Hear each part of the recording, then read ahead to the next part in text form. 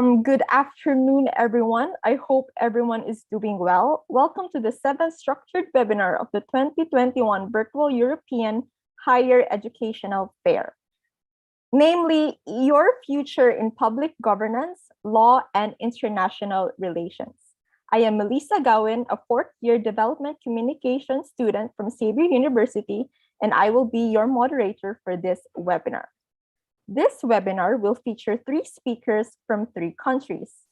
First up, we have from Italy, Ms. Arianna Malavasi from the Universita Cattolica di Sacro Cuore. We also have from France, Ms. Mariana Losada from Sciences Po. And from Spain, we have Ms. Pablo Blesa. Yes, from the Universita Cattolica San Antonio de Murcia. Before we will begin, I would like to remind the speakers that we are all given a total of 5 minutes for their presentation. This webinar will also give the opportunity for the audience to ask questions later. They may post it in the comment sections of this video. To officially start this webinar, I would like to open the floor to Ms. Arianna Malavasi of the Universita Cattolica di Sacro Cuore. Ms. Arianna? Yes, thank you, Melissa, for the introduction. Can you hear me and can you see me? And can you see my slides and my PPT?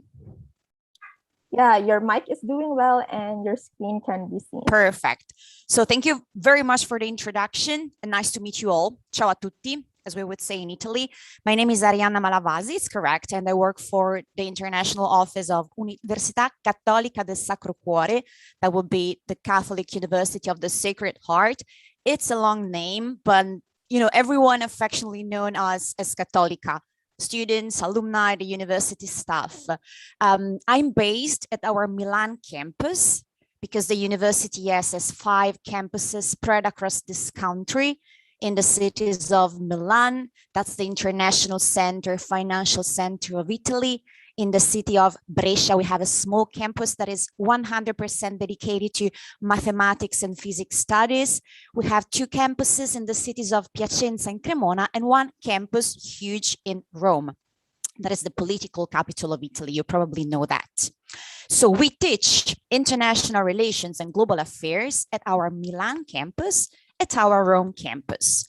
In Milan, Cattolica teaches a bachelor degree in international relations and global affairs, a couple of master programs in advanced global studies, Middle Eastern studies, a specializing master in international cooperation and development. And last but not least, most importantly for this presentation, at our Rome campus, Cattolica Graduate School of Media and Communication, in cooperation with Cattolica School of International Relations and Economics, offer an innovative specializing master that is in cultural diplomacy. Okay, and when I was thinking about the topic of this panel, so about your future in public governance, law, and international relations, I thought, what should I talk about? Well, cultural diplomacy is crucial, so this is what I should talk about. But at the end of the day, what does it mean, cultural diplomacy? Cultural diplomacy is the combination of 3 different fields of study that you can see here in this slide. So you have a combination of public diplomacy and international relations, soft power, but also culture management and digital diplomacy and global communication. This is what cultural diplomacy is all about. And why, at least this is what I told myself and what I learned from our professor, why is cultural diplomacy important nowadays in international relations? Because, the strength and the impact of a modern country on a global scale is no longer measured by the size of its territory, by the size of its population, by the strength of its economy, like it used to be in the past, or at least is not just measured by this criteria nowadays. The strength and the impact that a modern country has on a global scale is reflected nowadays by the level of the country's integration and its power, its influence within different international structures, organizations, and also by the quality that a country has with other partners, with his friends, okay, on a global scale, by the quality of its relationships, and by the links that a country can establish with friends, with partners that can potentially become allies as well. This strength, is also measured by its capacity to make new friends and new allies. And this is when cultural diplomacy becomes super important, because to facilitate, I would say, the interaction between different cultures in fields such as art, sports, literature, music, but also economy, also business, and to manage the communication tools that can actually be used to facilitate this interaction that can eventually bring new friends, new partners, new allies. This is what cultural diplomacy is all about. And this is what we try to teach to students who are enrolled in our Master in Cultural Diplomacy. That is a 1 year specializing master. It means it's kind of the mix between academic and practical activities. So the students will spend about 6 months in class, taking academic classes and listening to seminars, to experts, to professors, but then they will also take an internship, okay, during the second half of the academic year to learn whatever they've learned, to learn to do whatever they've learned during the first 6 months of the program. So I guess this is my contributions to today's panel, an invitation to our audience, but also to myself, to think about the role of cultural diplomacy in international relations and to its potential. And I guess I'm at the end of my 5 minutes presentation, so an invitation to you and to myself. And in case you have any questions about the university and the program specifically, I will be happy to reply to these questions later. But thank you so much. Thank you so much, Ms. Ariana, for your very informational talk about cultural diplomacy and, of course, your campus. It is indeed really important to make new partners and allies in this changing world. Next up, we have from France, Ms. Mariana Losada from Sciences Po. Ms. Mariana, the floor is yours. Good afternoon. Thank you, Melissa. Thank you very much for the invitation to be part of this panel. So I'm going to share my screen. So you can have an overview of Sciences Po. So Sciences Po, it's an institution that really fitted on this panel because it's actually a social science institution. So I give you an overview about Sciences Po. So we are a well-established institution in France, almost 150 years, and we specialize in the social sciences. So we do offer programs that are interdisciplinary in the social sciences. So they tackle all these questions about political science, international relations, law, sociology, economics, and so on. So it's a very well-known institution in politics and international studies, with being ranked second in the world by the QS ranking for many years. We offer bachelor degrees and many master degrees program, both single degrees and double degrees with different institutions around the world. It's a very international institution. 49% of our students come from outside of France. And even though the school is in France, myself, I'm based in Singapore. So working with the entire Southeast Asia for Sciences Po and with our partner institutions in this region. So to give you an overview, we have a bachelor degree. You have the outline here, offering all these disciplines in the social sciences. And in terms of our graduate degrees, we have 3 schools that are very relevant for this panel: the School of Public Affairs, the School of International Affairs, the School of Law. And the 3 schools offer different master degree programs in these areas: public affairs, international affairs, and law. They are all based in Paris, in our campus that is very international. And you can see that most of our graduates, they go to different industries that comprise public administration, audit, NGOs, international organizations, and so on. I mentioned that it's very international, and a lot of them started their careers abroad. I'll give you a brief overview about our programs. You'll find more information on our booth and our page.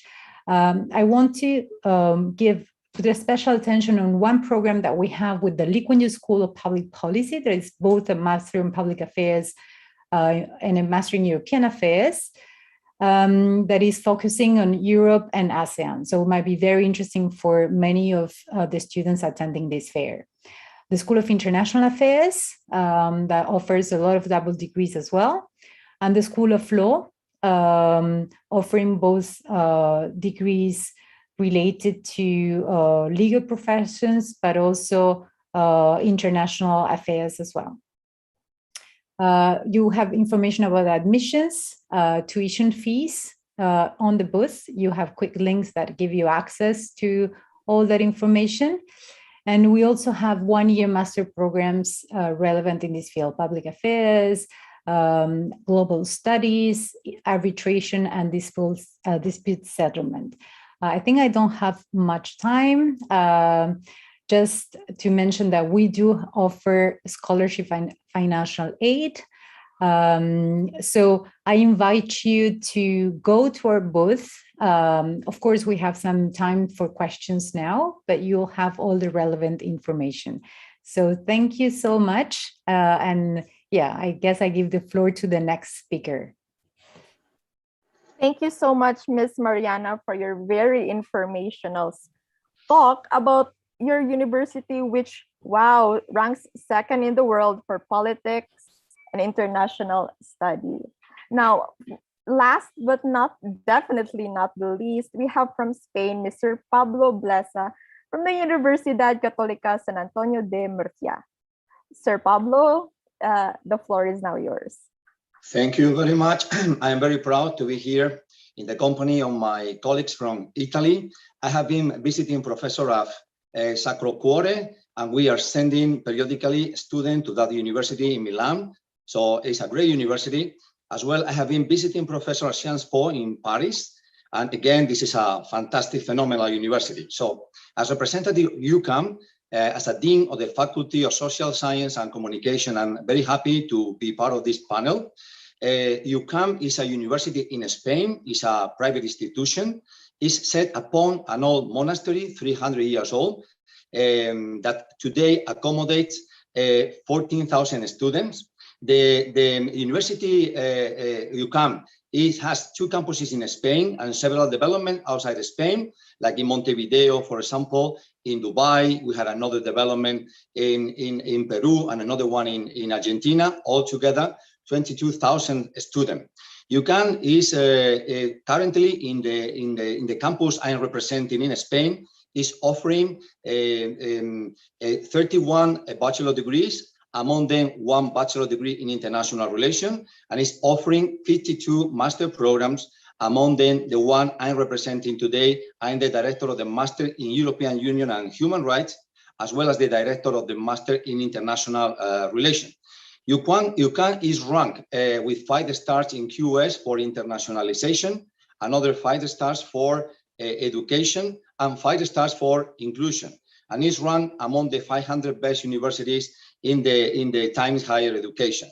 I believe it's very relevant today to study about the European Union, because the European Union, not to forget, is the most important trading partner in the world.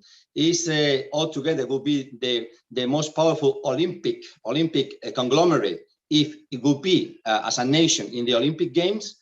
The European Union is coping quite well with COVID, as well as it's booming now economically, and I believe it's a wonderful place to come. I will invite students in this following this panel, following this presentation, to connect with us, with the people that are representing UCAM in the fair, as well as obviously to contact me personally if they want.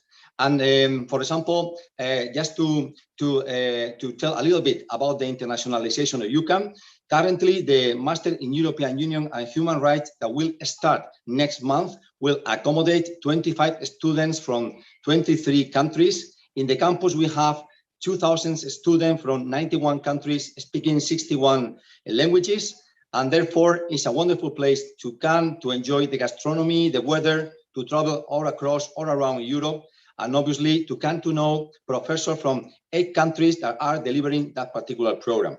So thank you for inviting UCAM to this panel. I'm very proud to be here with my colleagues, And of course, I expect to be able to respond, to reply to some of the questions that might arise due to my presentation. Thank you very much. Thank you very much, Sir Pablo, about your very informational speak about UCAM. It is indeed a very star-studded university. Now we have reached the portion of the webinar where we will entertain questions from the comment section. Waiting for the questions to arrive, I will ask some of one of the general questions I'm sure the audience are very curious about. The question is, has the pandemic posed extra difficulties for students from the Philippines to enroll in your universities? Is there anyone who would like to answer that question? Yeah, can I? Yes, Sir Pablo. Well, the day before yesterday, I was in the panel, I was in the tribunal of one Philippine student that was presenting his final master thesis, and obviously lately has been very difficult for Philippine nationals to travel abroad. So we have many Philippines that join our programs, especially the online programs, particularly the one in international relation. And well, I expect soon Philippine student can travel. We are ready to welcome them. We share with the Philippines a long history. Most of Filipinos hold Spanish names somehow. Many of them speak Spanish. So we have this historical link of 300 years. You will feel like at home in Spain. And I believe it's relevant for Spanish people to connect and to visit the Philippines that we follow closely, as well as for Filipinos to know better their history, to come as well to Spain. So yeah, it's difficult today for Filipino students to cross borders and to come to Spain. They are very welcome, however, and I expect the pandemic will ameliorate and will make possible the transition from the Philippines to Europe. But many students are currently enrolled the online programs very successfully. Thank you, Sir Pablo. Yeah, Ms. if I may Mariana? say a word from France. So France is welcoming international students. Last year, it's true that it's being complicated for the entire world to organize classes. And so there were a lot of different type of education, hybrid, face-to-face, but mostly online. This year, the government very firmly said that the academic year will start face-to-face, and that is the case, and it is going very well. And even if at one point we have to go online, last year Sciences Po put in place modalities of distance learning that were very efficient. So overall, the students were very happy with the outcome and the quality of the courses. But in any case, the borders are open to welcome students from the Philippines to study in France. That is the same for Italy, Melissa. We are currently on a dual mode in the sense that, you know, Universita Cattolica is not an online university, okay? So the idea and the hope is to restore in-person classes for everyone. We do understand that it's still hard for some students coming from specific countries to travel to Italy. So we are keeping the dual mode that we learned how to use during the pandemic. Everyone here, I guess, we were forced to do that, okay? We were forced to do that. We learned, so we're keeping the dual mode classes in person and online just for those students who cannot make it to Italy at the moment. But the hope and the intention is to restore in-person classes for everyone, because this is the extra value you can have, right? Having an international study abroad experience. So I would say that hope and positivity are the two words, are the motto for this starting academic year everywhere in Europe. Thank you very much. We will indeed hope. The question still hasn't arrived, but another question I'm sure the general public is curious about is the financial scholarships or financial grants that your universities are offering. Can we talk more about that? Thank you. Yeah. Well, if you go ahead, Pablo. Yeah. Okay, very briefly. Yeah, we welcome international students and we offer several positions inside the university in international marketing or in communication. They are working everywhere. So yeah, it's possible to obtain financial support through scholarships, direct scholarships. And some people obviously get subsidized by the university. Then by offering some hours of your time weekly to support some of the departments of activities. And then a particular area where UCAM is strong is sports. So if any student shows particular talent to practice any Olympic sport, then most probably they will be a scholarship by the university. Thank you. Thank you. Is there anyone else who would like to answer the same question? I can say a word, or Ariana, you can go ahead. I will be super quick, Mariana. No, I'm Okay. just saying that we have merit-based scholarship offered at Universita Cattolica del Sacro Cuore at all levels. So this is a message for everyone here in Italy, but I would say in Europe in general. So I believe this is the same for my colleagues here. Education is considered a right and not a privilege. So whatever is the program you want to apply for, you have the chance to apply for merit and need-based scholarships. So this is the message. Then it depends on the program you want to apply for. We might have, full scholarships for bachelor degree students and a merit partial scholarships for master students. But yes, you always have the chance to apply for an aid, for a scholarship, whatever is the program you're interested in.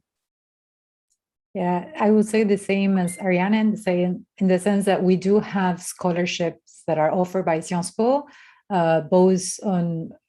based both on merit and financial need. And we have our own scholarship scheme. It's called the Emile Boudmy Scholarship. If you're interested, you can visit our booth and you'll have a quick link towards the page that gives all the information about scholarships and financial aid. And it's a generous scholarship that would allow you to fulfill your studies in France at Sciences Po, even if you don't have the capacity of paying for the fees. Thank you very much. We now have a question from Francesca Reyes.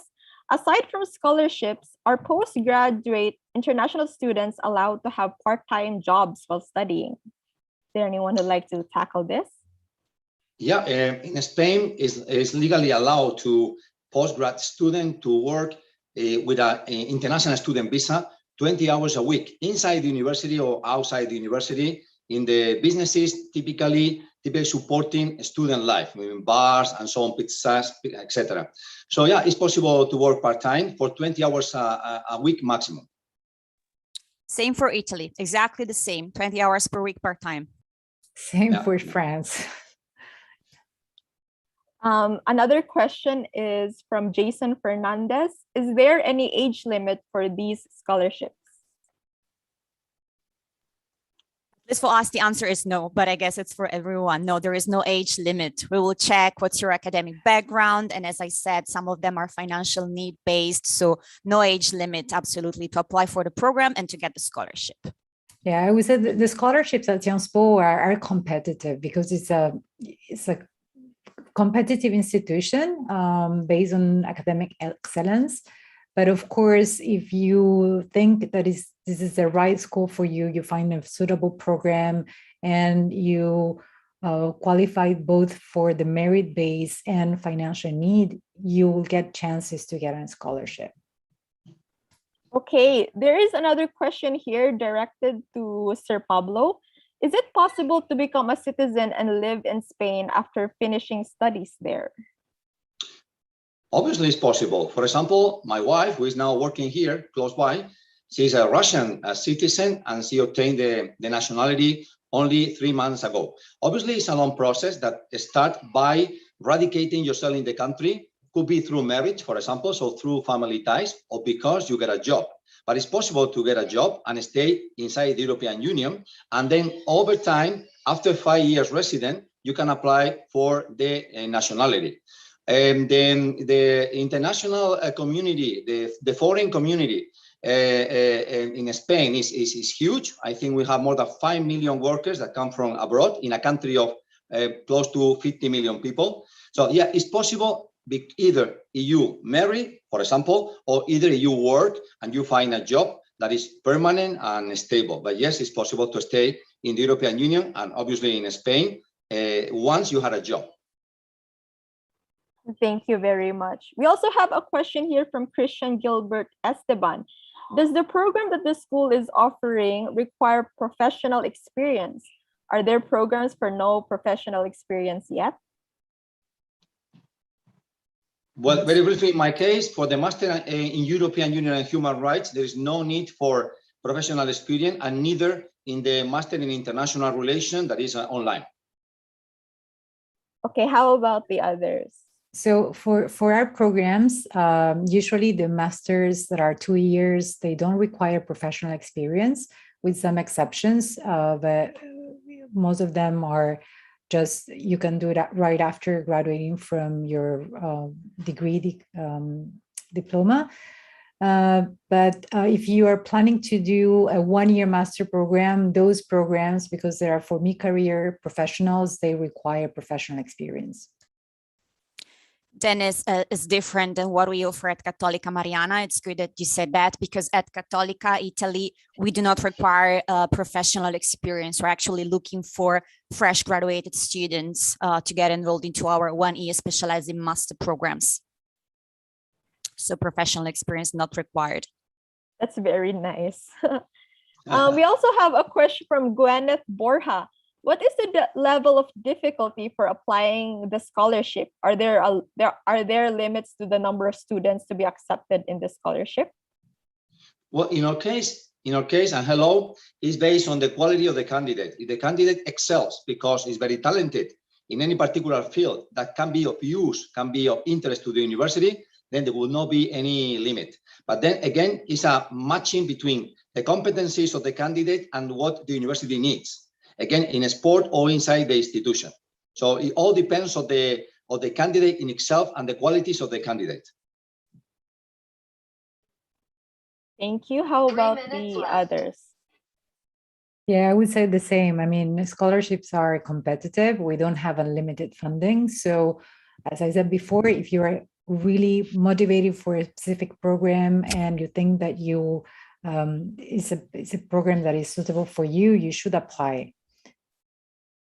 That's the same here. Apply, and then you'll be required to write a personal statement. You'll be required to go through an interview with the master admission committee, admission board. So the process, it's competitive, as my colleague said. It's not easy, but please apply for that and give yourself a chance to get one of the scholarships, especially if you feel that the program you're applying for is the best fit for you. Okay, I think we have 2 minutes left for this webinar. Now that all of the questions have been answered, I think I speak on behalf of the audience when I say that this webinar has really taught us about our opportunities when it comes to EU universities. I am sure that the audience now also have a better idea and understanding on what university in the EU will be the best for them. So to end this webinar on a good note, I would like to thank all the speakers for their presentations, the technical staff for their help, and of course, for our dear audience who attended and participated in this event. Our EU future is indeed in our hands. Thank you and God bless everyone. Thank you very much. Thank Thank you. you. Ciao a tutti. Diana, Bye bye. Mariana, Bye. Melissa, bye. Arrivederci. Bye. Ciao. Bye. Ciao.